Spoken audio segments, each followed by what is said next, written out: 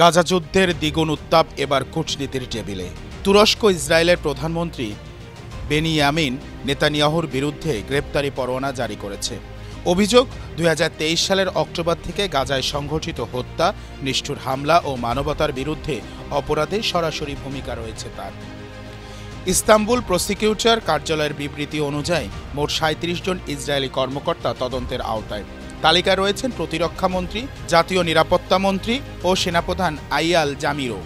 পূর্ণাঙ্গ নাম প্রকাশ না করলেও তুরস্ক বলছে তদন্ত হয়েছে আন্তর্জাতিক আইনের মানদণ্ড ধরে। এরদোয়ান সরকার দাবি করছে গাজায় যা ঘটেছে তা কোনো যুদ্ধ নয়, এটি জাতিগত উচ্ছেদ ও গণহত্যার ধারাবাহিকতা। সেই দায় রাষ্ট্রের সর্বোচ্চ নেতৃত্ব এড়াতে পারে না। তাই পরোয়ানা শুধু রাজনৈতিক বার্তা নয়, বরং বিচার প্রক্রিয়ার আনুষ্ঠানিক ধাপ। বিশ্লেষকদের মতে এই সিদ্ধান্ত আঞ্চলিক সম্পর্কের ভারসাম্যে নতুন চাপ তৈরি করবে। তুরস্ক ইসরায়েল সম্পর্ক এমনিতেই ভঙ্গুর। পরোয়ানার পর দুই দেশের যোগাযোগ আরও কঠিন হবে। আন্তর্জাতিক সম্প্রদায়ও বিভক্ত।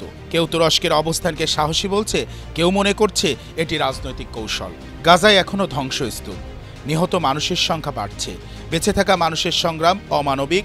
এই প্রেক্ষাপটে তুরস্কের পরোয়ানা গাজার যুদ্ধচিত্রকে এক নতুন আদালতের নির্দেশনায়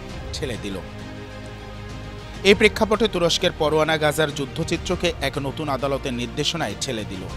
এখন অপেক্ষা, বিশ্বকে ন্যায় বিচারের পথে এগোবে নাকি কূটনীতির ধুলোঝড়ে এই উদ্যোগও হারিয়ে যাবে।